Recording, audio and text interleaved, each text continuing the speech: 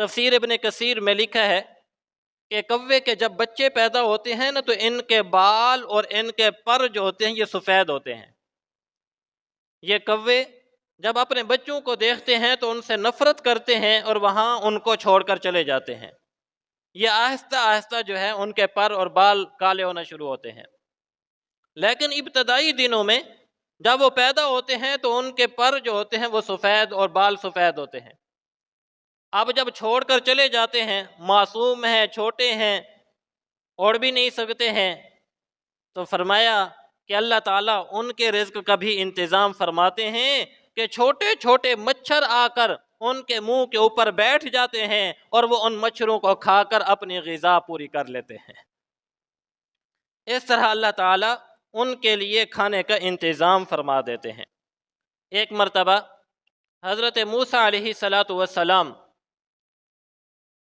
اللہ اکبر کبیرہ گھر سے باہر تشریف لے جا رہے تھے تو راستے کے اندر ان کو اپنے بیوی بچوں کے بارے میں خیال آ گیا کہ یا اللہ میرے بیوی بچوں کے رزق کے بارے میں کیا کروں؟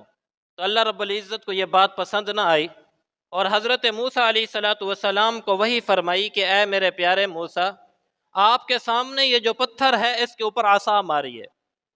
حضرت موسیٰ علیہ السلام نے اس پتھر کے اوپر عصا مارا تو جب وہ ٹوٹا تو اندر سے ایک اور پتھر نکل آیا، پھر اس کے اوپر عصا مارا۔ اس طرح بعض نے لکھا ہے کہ 3 پتھروں کے بعد اور بعض نے 7 پتھروں کے بعد لکھا ہے کہ اندر سے ایک کیڑا نکلا اور اس کیڑے کے منہ کے اندر سبز پتا تھا۔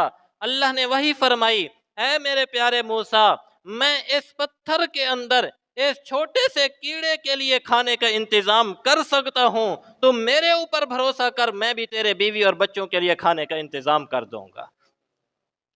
حضرت موسیٰ علیہ السلام فرماتے ہیں کہ میں نے جب اس کیڑے کے منہ کے اندر سبز پتا دیکھا تو میرے دل کے اندر خیال آیا کہ اس کیڑے کو اٹھا کر تو دیکھوں۔ کہتے ہیں میں نے اس کیڑے کو اٹھا کر دیکھا، وہ رب کی تسبیح بیان کر رہا تھا، کہہ رہا تھا سبحان من یرائی ویسمع کلامی ویعلم مکانی ویذکرنی ولا ینسانی۔ فرمایا کہ پاک ہے وہ ذات جو مجھے دیکھ رہی ہے، میرے کلام کو سن رہی ہے، میرے قیام کی جگہ کو جانتی ہے اور مجھے یاد رکھتی ہے، مجھے بھولتی نہیں ہے۔ تو جو اللہ ان پتھروں کے اندر مجھے نہیں بھولتی اور میرے لیے رزق کا انتظام کر دیتی ہے، تو ہم تو کھلے آسمان کے نیچے رہتے ہیں، وہ اللہ ہمیں کیسے بھول سکتا ہے؟ ہاں، آپ اسباب اختیار کریں، اپنے حد الامکان کوشش کریں، جد و جہد کریں، اور اس کر لینے کے بعد پھر بھروسہ کس کے اوپر رکھیں؟ اللہ کی ذات کے اوپر بھروسہ۔